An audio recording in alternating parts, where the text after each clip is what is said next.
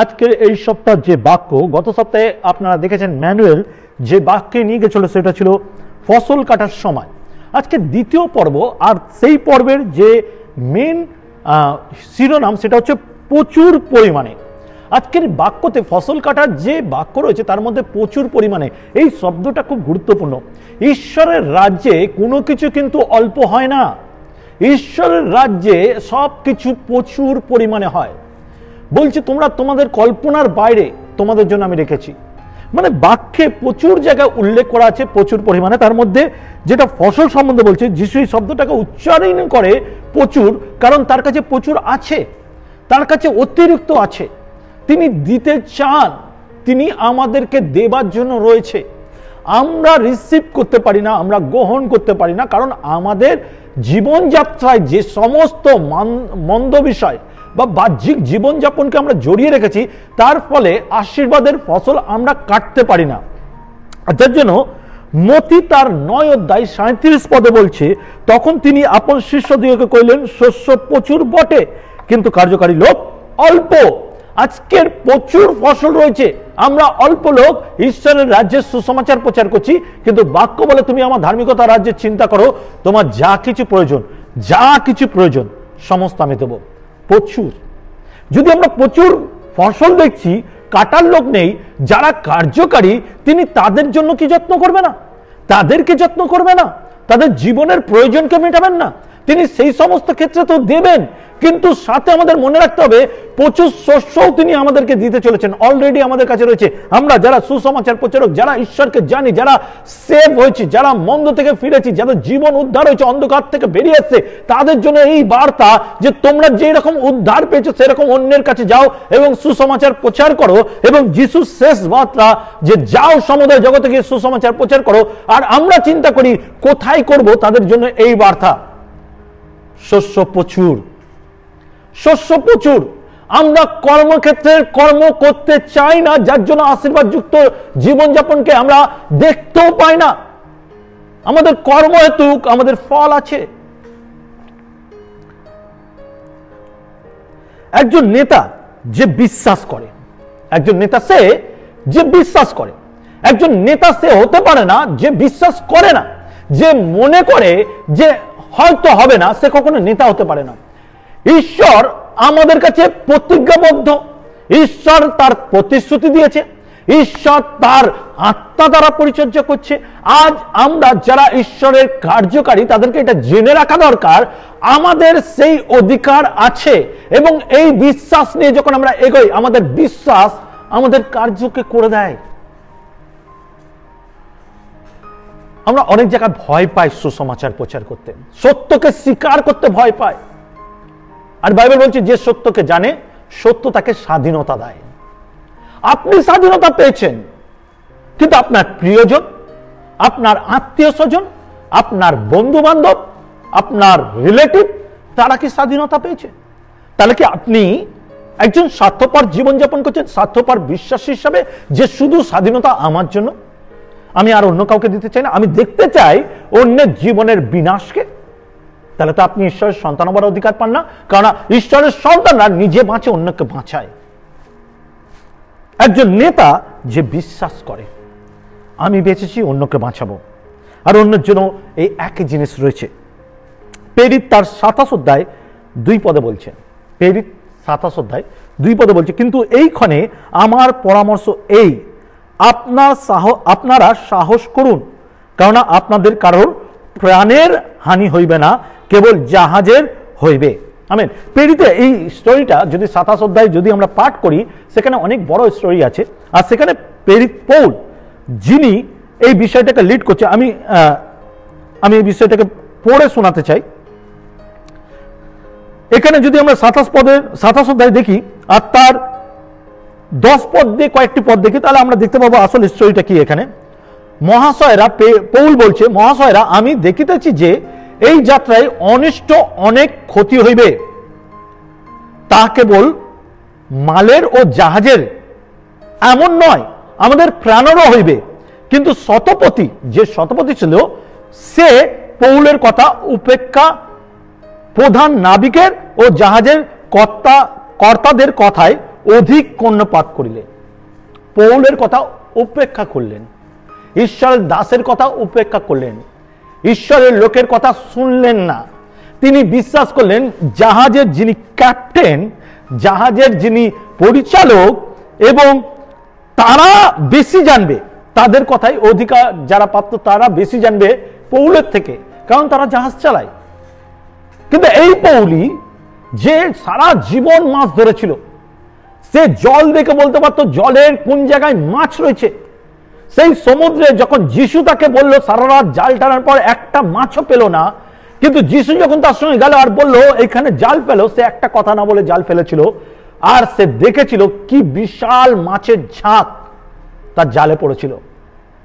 সে সবকিছু জানতো।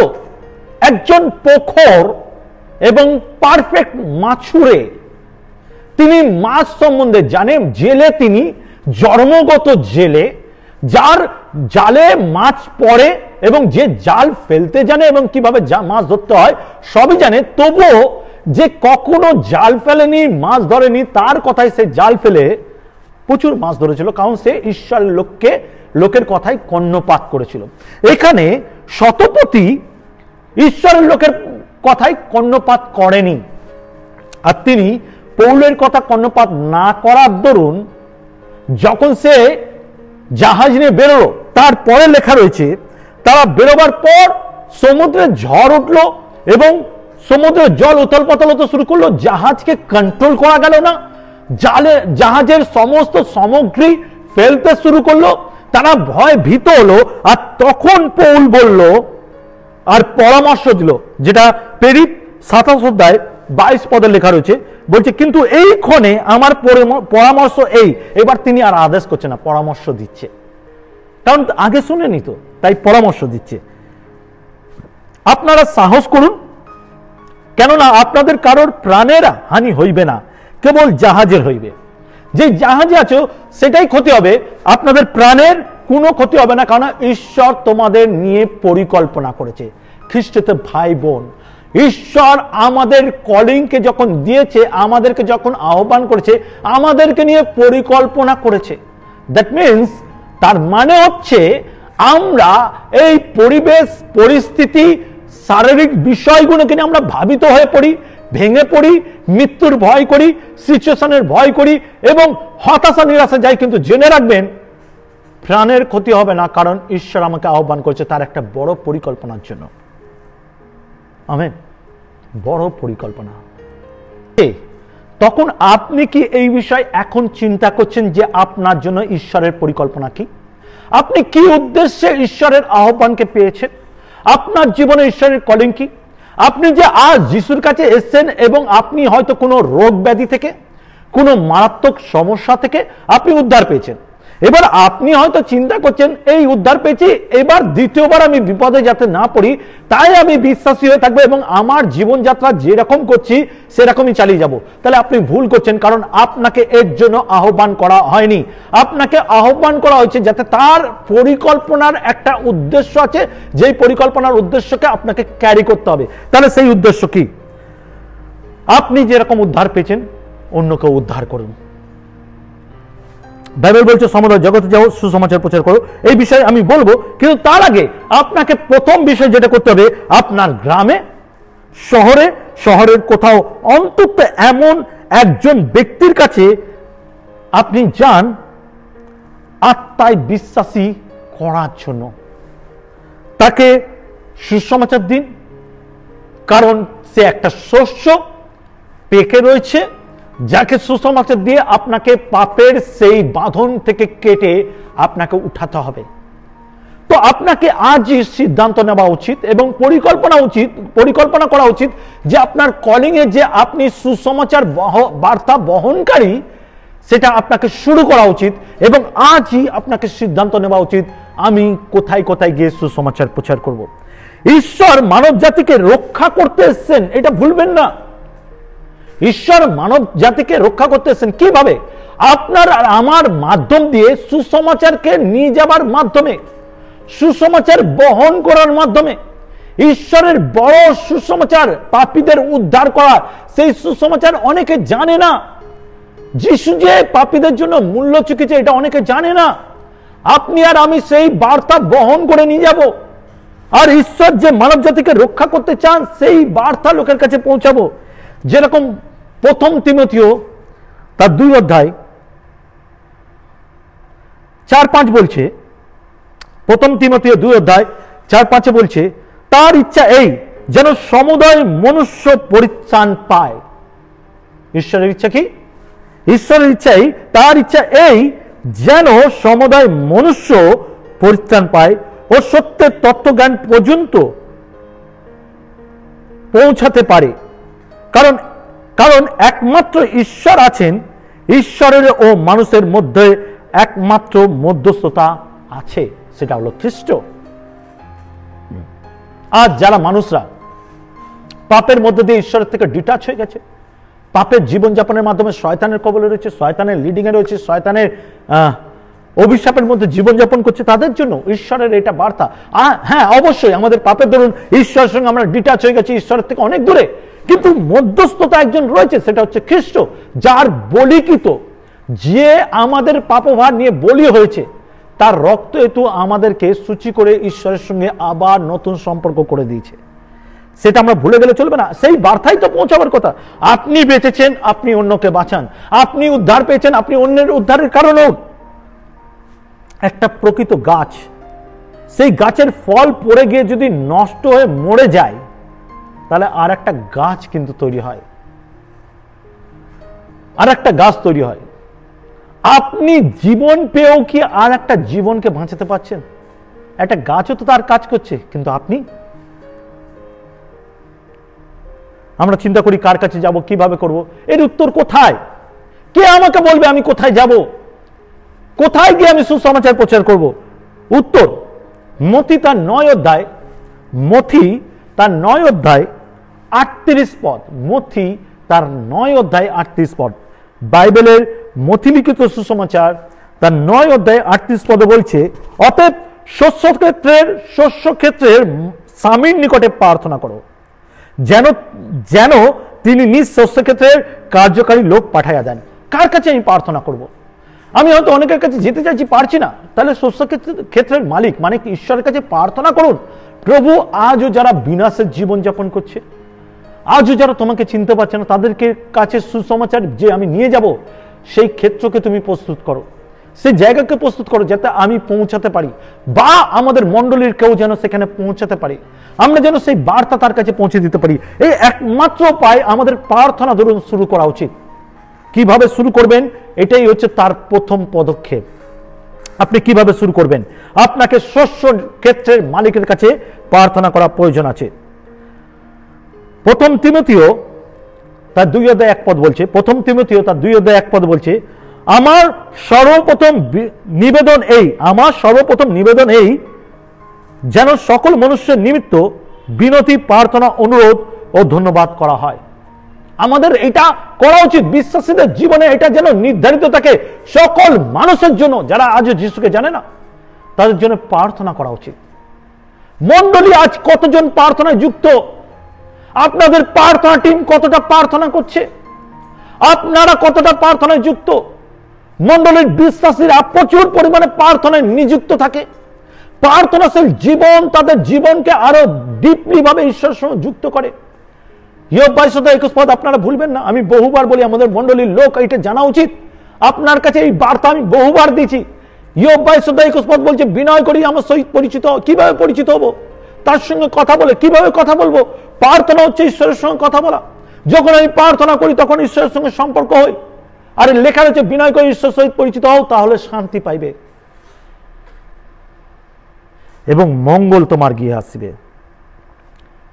আমরা যখন ঈশ্বরের রাজ্যের জন্য প্রার্থনা করি, যখন সুসমাচারের জন্য প্রার্থনা করি, যখন যারা হারানো মেষ তাদের জন্য প্রার্থনা করি, ঈশ্বর তা শোনেন এবং রাস্তা প্রস্তুত করে দেন। তার স্বর্গদূতেরা আমাদের জন্য রাস্তা প্রস্তুত করে, যাতে আমরা সুসমাচারকে বহন করে নিয়ে যেতে পারি। আর ঈশ্বরের সহকর্মী হিসাবে, ঈশ্বরের সৈনিক হিসাবে আপনি স্বর্গে থেকে পাওয়া সমস্ত আশীর্বাদের যোগ্য। Amen, amen. জেনে রাখুন, আজ আপনি কতটা নিজেকে ঈশ্বরের কাছে দিয়েছেন, কতটা ঈশ্বরের জন্য পরিকল্পনা করেন, কতটা ঈশ্বরের জন্য চিন্তা করেন, এটা আপনার জানা উচিত। যদি পুরো প্রচারটা আজকে দেখি, সেখানে বলছে ফসলের বিষয় আমাদের প্রথম চিন্তা, আমাদের ফসলের বিষয় প্রথম চিন্তা করা উচিত। আসুন আমরা সকলে মিলে যদি চিন্তা করছি, তাহলে আসি আমরা সকলে মিলে সমস্ত লোকজনের জন্য আমাদের মণ্ডলীতে আলাদা করে টিম তৈরি করি বা একটা নির্ধারিত ডেট তৈরি করি। এতদিনের প্রার্থনা আমরা করব কন্টিনিউ। আমাদের যত লোকেশন চার্চ, আমি সবাইকে বলি, মেন চার্চকে বলছি, আমরা একটা প্ল্যান করি যে কন্টিনিউ আমরা সুসমাচার প্রচারের জন্য কম করে হলে 21 দিনের একটা প্রার্থনা সিজন শুরু করি। আমাদের প্রেয়ার টিম তারা অলরেডি শুরু করেছে প্রার্থনা, তারা কন্টিনিউ প্রার্থনা চালাচ্ছে এখন। এবং আমরা মণ্ডলীর বিশ্বাসী, আমরাও শুরু করি 21 দিনে 21 ডেজ আমরা প্রেয়ার সেশন চালাই। এভরিডে আমরা প্রেয়ার করি যেন শস্য ক্ষেত্রের মালিকের কাছে যেন আমরা পৌঁছাতে পারি এবং তার কাছে সেই বার্তা পৌঁছায়, আর আমাদের ক্ষেত্র যেন তৈরি হয়, আর আমরা যেন সুসমাচার প্রচার করতে পারি।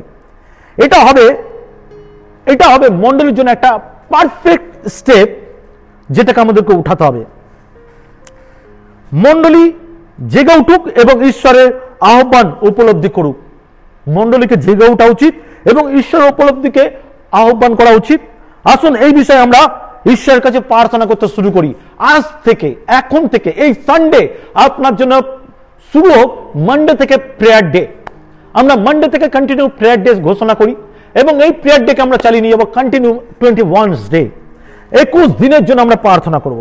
আমেন। তো আসি, আজকের থেকে আমি যারা প্রার্থনার জন্য নিজেকে প্রস্তুত করছি, আমি তাদের জন্য প্রার্থনা করি এবং আমরা সেই ব্যক্তি যারা সুসমাচার বহন করব।